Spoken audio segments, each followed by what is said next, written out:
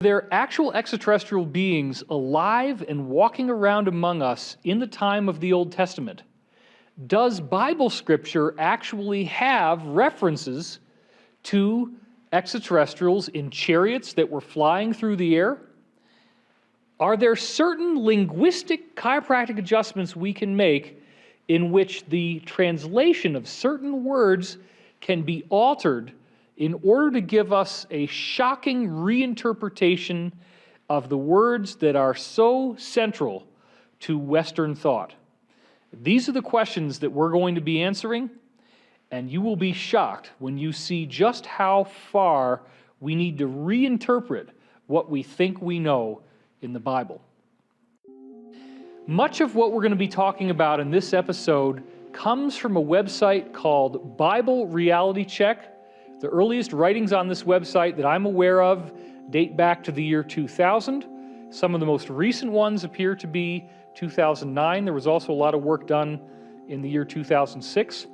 The really important part that I want you to see here, first of all, before we get into the depths of this, here's what the page looks like. This is the actual front page of Bible Reality Check. You can go look this up. It's very easy to find.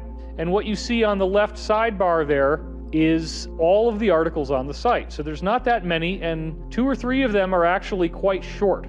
So there are a couple pieces on there that are of much greater length and are really where the meat of the scholarship comes into play. The one that we're going to look at the most is On the Wings of Angels, the Extraterrestrial Theology of the Hebrew Record. So what we're going to begin now with is some quotes from her own writing, where you're going to see that she, in fact, is quoting from some 200 different scripture citations to make the case. Let's take a look. Though not representative of institutional biblical scholarship, there's another key, this body of work contains well over 200 scriptural excerpts and references, and is currently the most thorough biblical exegesis on the subject ever offered to lay Bible students and the general public. So this is not an official accredited biblical work. Exegesis, that word just means an examination of the Bible. It's interesting that it also has what sounds like Jesus in it, but that's just a random happenstance. The idea is you're not going to get something like this through mainstream scholars because the conclusions are so radical. And she does report on a book that comes out in the 1960s called The Bible and Flying Saucers that she said was a predecessor to this. And that goes into Ezekiel's wheel, which we're not even going to cover here. That's been widely covered on various television shows and books. The idea of a wheel within a wheel, and Ezekiel has this vision of something. That definitely is one of the ones that you should look at if you haven't checked it out, especially because in part of Ezekiel's vision, he actually describes what looks like metal inside the light, that there's something metallic that the light is coming off of. And that's one of the things people don't usually see in the wheels within wheels. This is actually based on analyzing the text and analyzing the meaning of the words. Because you have to remember that when you're dealing with the Bible, you're dealing with books that were originally written in archaic languages like Aramaic or Greek, and they then get translated and translated and translated, and each time they do, the meanings change. For Aramaic, from the same time frame, has certain ways that certain words are translated that's different than the Bible. So you take any other text from the same time period, you look at certain words, they have a very specific meaning, which is different in the Bible. And here she explains that. Let's take a look. We shall endeavor to show that historically it is simply the imprecise translation of the biblical texts, guided more by religious bias than sound linguistic scholarship, that is responsible for the perpetual, unenlightened recitation of many familiar Bible stories that have a clearly discernible extraterrestrial context. So the idea here is, this is the reality check. There is a religious bias that is causing certain words to be altered artificially to a different word that has a rather neutral meaning, whereas other words from other books of the same time period actually have a meaning that's much more precise and a meaning that is definitely extraterrestrial in nature. With a modern perspective on Bible translation, a paradigm shift relative to many assumptions pertaining to human history, the sciences, world religion, and the Judeo-Christian faith in particular could give rise to a whole new theological dynamic. The Old Testament Hebrew word shamayim and the New Testament Greek word uranos, after the Greek sky god, are almost always rendered as heaven in the English Bible translations some 700 times. So we have shamayim and uranos, which are almost always said to be heaven. Button, period. Now think for a minute about the word heaven, and I'm shortening her words dramatically. She goes into quite some depth about this idea that heaven has this kind of indistinct idea that most people have. The traditional old-fashioned view is of people up in clouds strumming a little three-stringed instrument. You can't even fret it. I mean, who'd want to jam out on that thing? It's boring, right? The point is, you don't have to look at this as being some place that's in another dimension or far away. The word heaven now to us doesn't even, most people probably wouldn't even think it means anything, when in fact it has very specific meanings that are not so indistinct, that are not so out there when you read other texts. Let's continue with the excerpt. Replacing the archaic rendering heaven with a more accurate Hebrew English and Greek English translation, shamayim and uranos, is essential to understanding the extraterrestrial theological paradigm. Although Hebrew and Greek language scholars do translate shamayim and uranos as sky, outer space, universe, etc. in other works, the transcribers of the biblical manuscripts remain stubbornly committed to the traditional religious rendering of heaven in our English Bibles. Wow!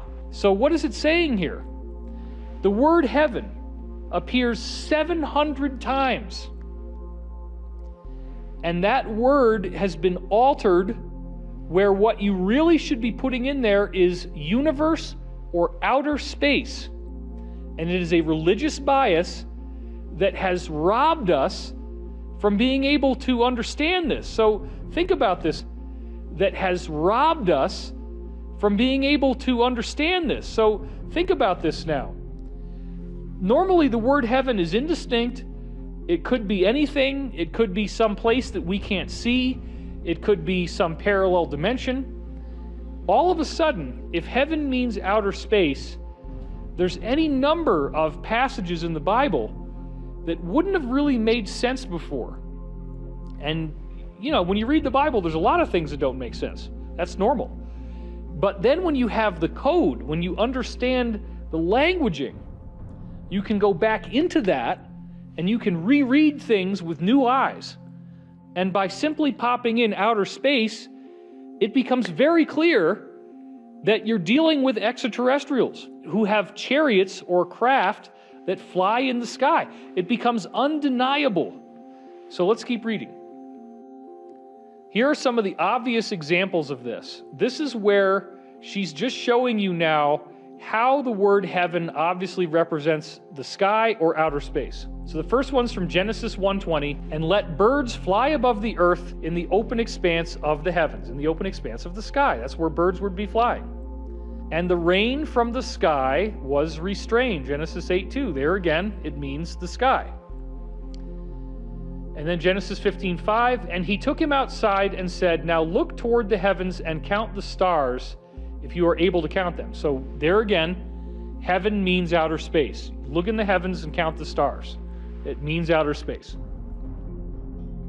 For the stars of heaven and their constellations, Isaiah 13:10, once again clearly showing heaven means outer space where the stars and constellations reside. As soon as you put this in there, the extraterrestrial references in the Bible become clear. And we're only dealing there. the extraterrestrial references in the Bible become clear. And we're only dealing with the Old Testament right now, but there's plenty of them in the New Testament as well. So let's take a look at some of those, because this is where it really gets interesting.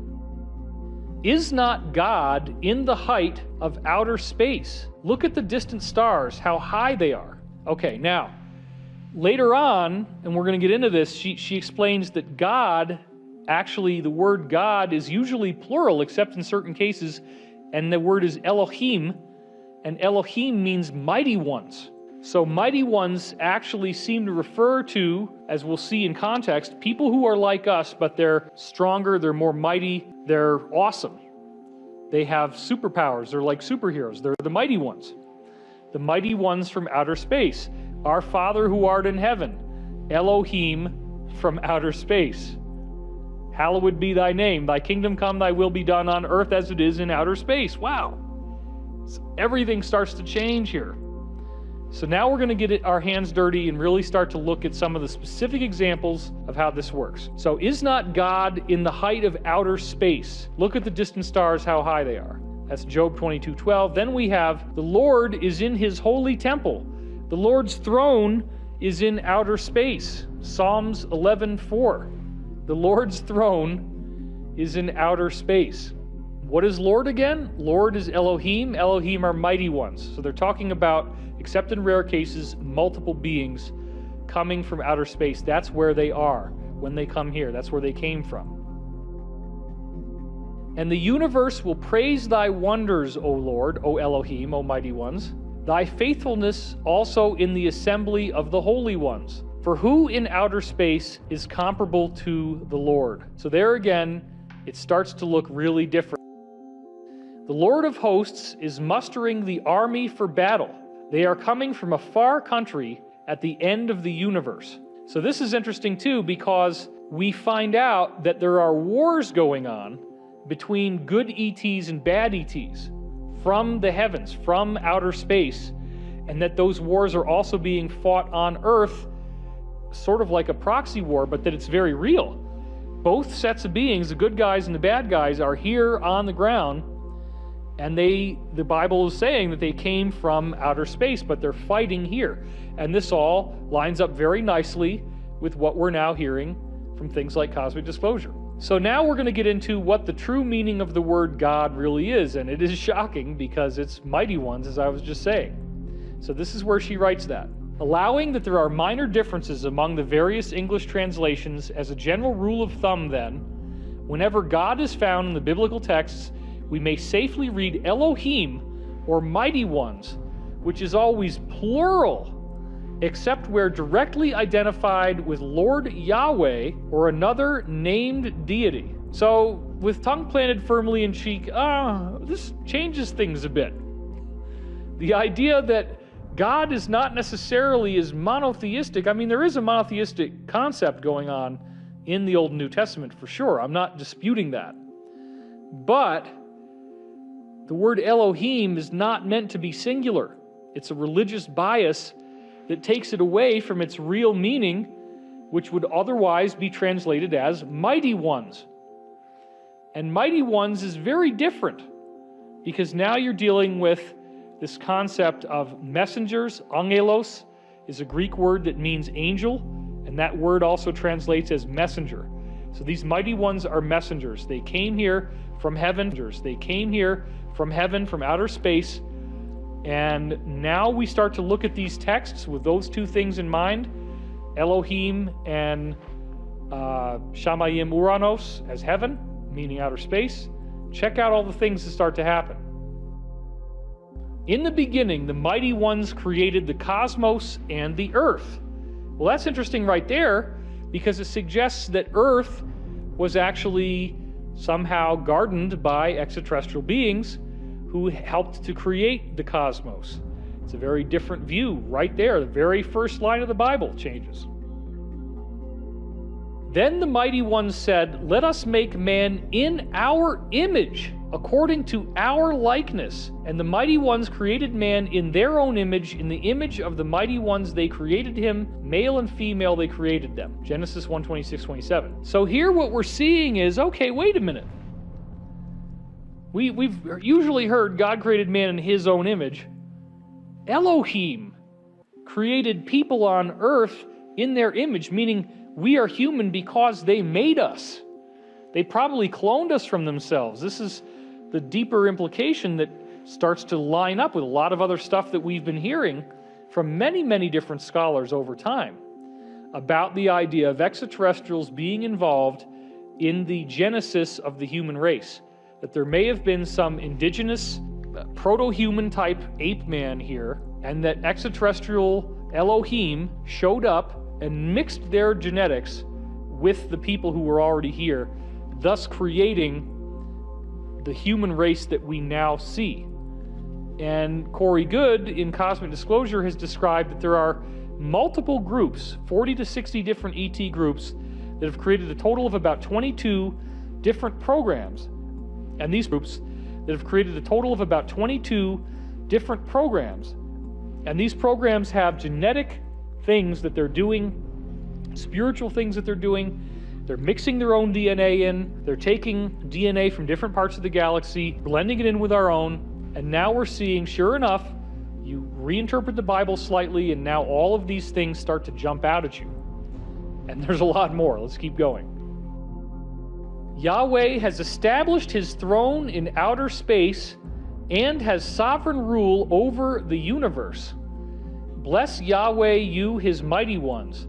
Bless Yahweh, all you his troops, in all places of his dominion.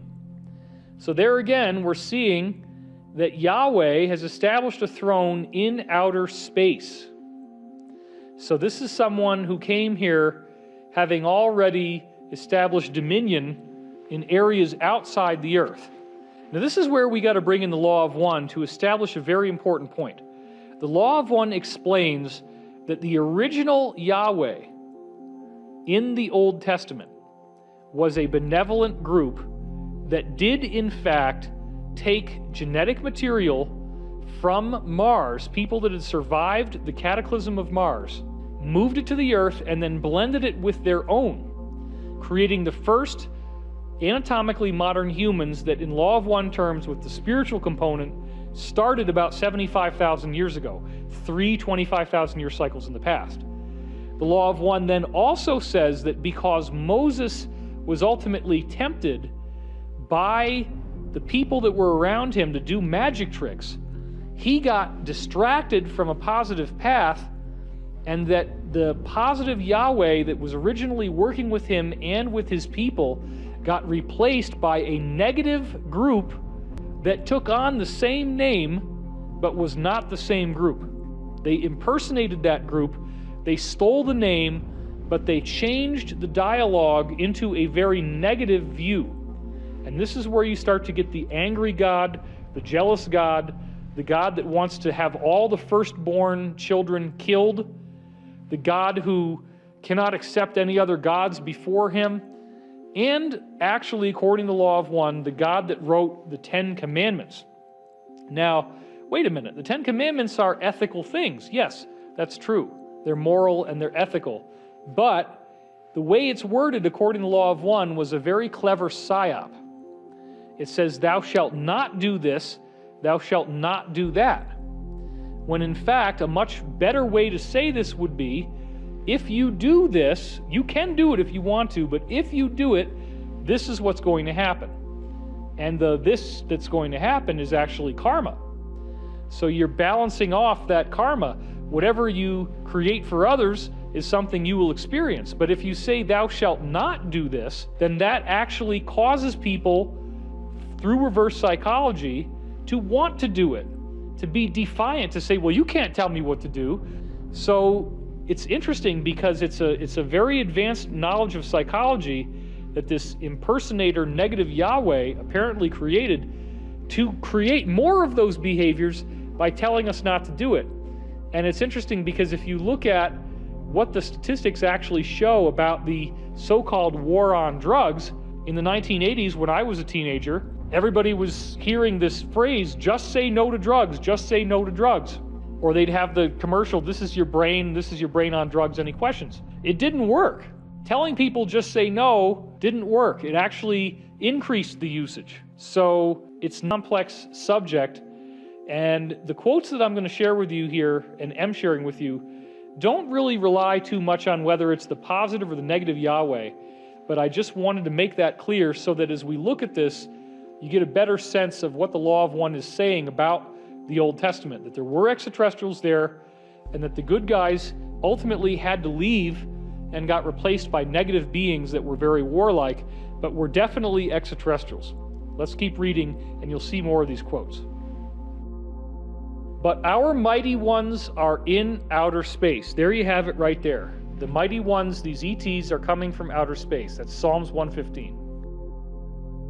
Now this is interesting. This is a quote from Graham once again, where she says, although superior consciousness, power, and authority are attributed to Yahweh, he is described by the writers of the Bible as a humanoid being, having human-like physical characteristics, as are other prominent Elohim. This view is made obvious in the earliest Hebrew texts that portray him as a physical being, such as in the following passages. Now, I'm not going to quote all of these because there's several of them, and some of them are kind of lengthy, but I'm just going to give you a few. If you want to read the rest, you can go and see this paper for yourself. But here are certain examples showing that Yahweh, the Elohim, is a human-like, apparently physical being. Take a look. Thus, Yahweh used to speak to Moses face to face, just as a man speaks to his friend. Now, notice it also says that he used to speak to Moses face to face. Something changed and he went away. And when Moses got the 10 Commandments from the burning bush, he didn't see anyone anymore. There was no face-to-face interaction with this human-looking Yahweh anymore. It was now interaction with this human-looking Yahweh anymore. It was now some mysterious light in the background, and the tablets appeared, but Moses didn't see the being who was doing it.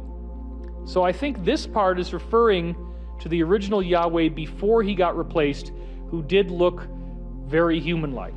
The other beings might not have been looking like us at all, and you probably can think what I'm thinking if you know what I'm talking about there. Then Yahweh said, behold, there is a place by me, and you shall stand there on the rock, and I will put you in the cleft of the rock and cover you with my hand until I have passed by. He has a hand. Then I will take my hand away, and you shall see my back, but my face shall not be seen. Exodus 33. So look, he's got clear references to his hand, to his face, and to his back. He's human. He looks human. But then as we go on, we find out where Yahweh comes from, and what his deal is. It's a very different type of setup that we got here. Not the typical setup.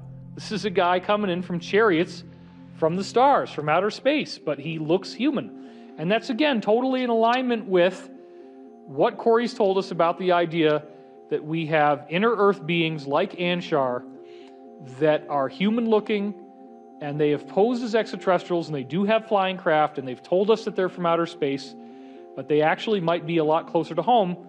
But then with the genetic farmer races, there are plenty of others that are extraterrestrials and would look human or very close to human to us as well.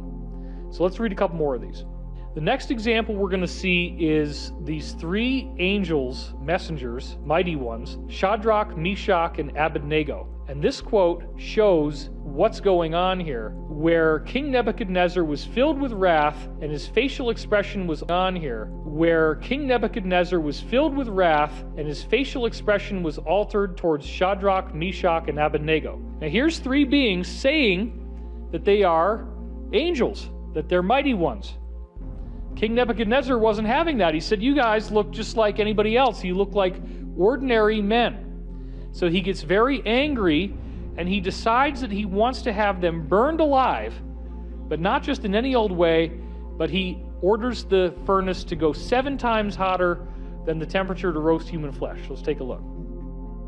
He answered with orders to heat the furnace 7 times more than it was usually heated. There's a little excerpt here that I'm not going to get into because it's a little bit long, but suffice it to say that the men who were responsible for bringing these guys into that fire, they actually died from smoke and heat.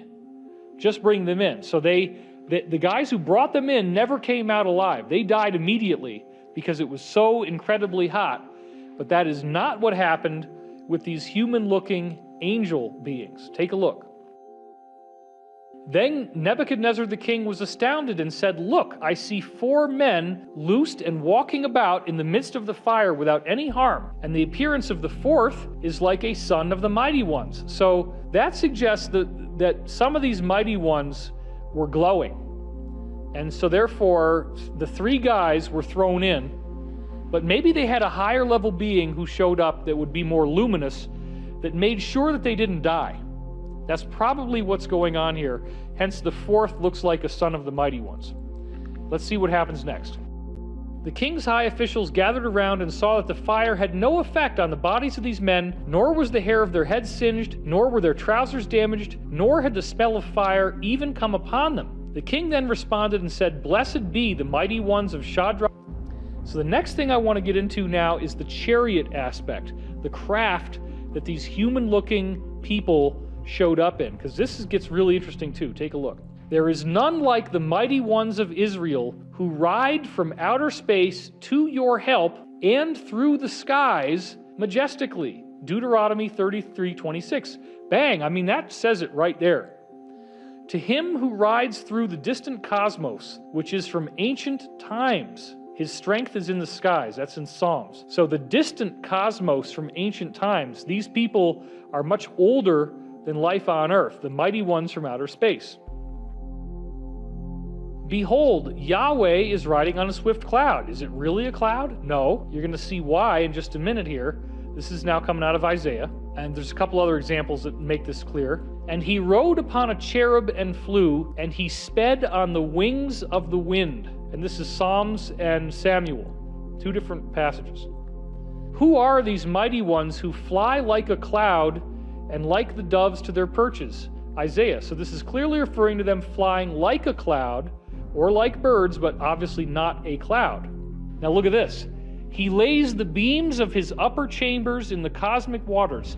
He makes the clouds his chariot. He walks upon the wings of the wind. He makes the winds his emissaries and blazing fire his servants." So this suggests that whatever craft these mighty ones were flying in had the appearance of blazing fire, and that they were in the clouds.